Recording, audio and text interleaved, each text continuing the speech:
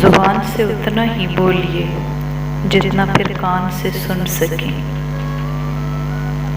لوگ اکثر نرم لہجوں میں کتنی سخت باتیں کر جاتے ہیں کہ ان کے الفاظ کی تپش بھولنے میں ایک عمر لگ جاتی ہے۔ آج کل اپنوں کے پاس اپنوں کے بارے میں سوچنے کے لیے وقت نہیں ہوتا۔ بغاوت کرنے کے لیے کلیجہ چاہیے ہوتا ہے، اور تلوے چاٹنے کے لیے تو ایک زبان ہی بہت ہے۔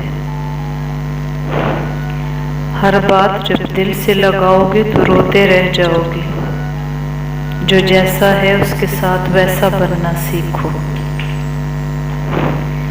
زندگی میں جب کبھی ہمارا خود سے سامنا ہوتا ہے تو سمجھ آتا ہے کہ ہم نے دوسروں کی خاطر اپنا کتنا دل دکھایا ہے۔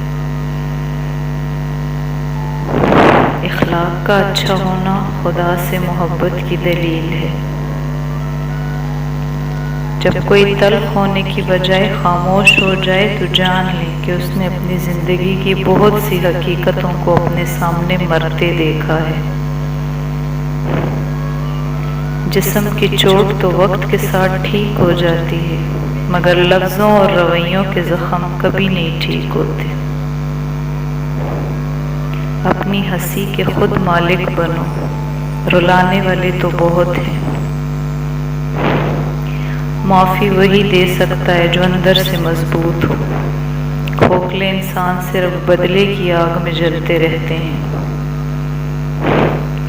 مشکل وقت میں سب کے کام آیا کرو، کیونکہ مشکل وقت سب پر آتا ہے، کسی کا صبر دیکھنے کے لیے اور کسی کا ظرف۔ زندگی واحد پودا ہے جس کا بیج زمین کے اوپر اور پھل زمین کے نیچے ملتا ہے۔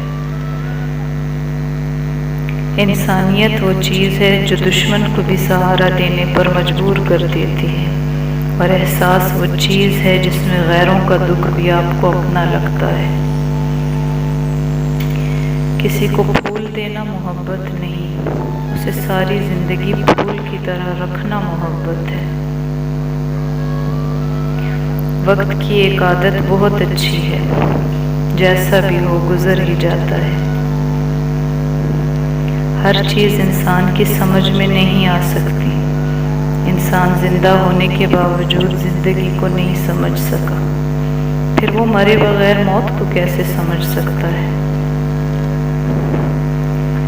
زندگی تب بہتر ہوتی ہے جب آپ خوش ہوتے ہیں، لیکن زندگی تب بہترین ہوتی ہے جب آپ کی وجہ سے کوئی دوسرا خوش ہوتا ہے۔ زندگی کسی کی بھی آسان نہیں ہوتی، زندگی کو آسان بنایا جاتا ہے پیار سے، خلوص سے، اپنائیت سے، اور سب سے بڑھ کر برداشت سے۔ کسی کے چہرے پر مت جاؤ، کیونکہ ہر انسان ایک بند کتاب کی مانند ہے، جس کے سر ورق پر کچھ اور جبکہ اندرونی صفحات پر کچھ اور تحریر ہوتا ہے۔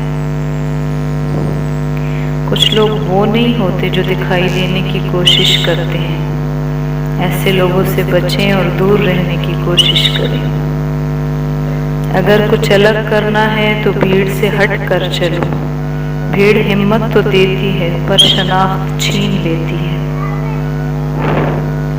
آپ سیکھنا چاہیں تو آپ کی ہر غلطی آپ کو سبق دیتی ہے۔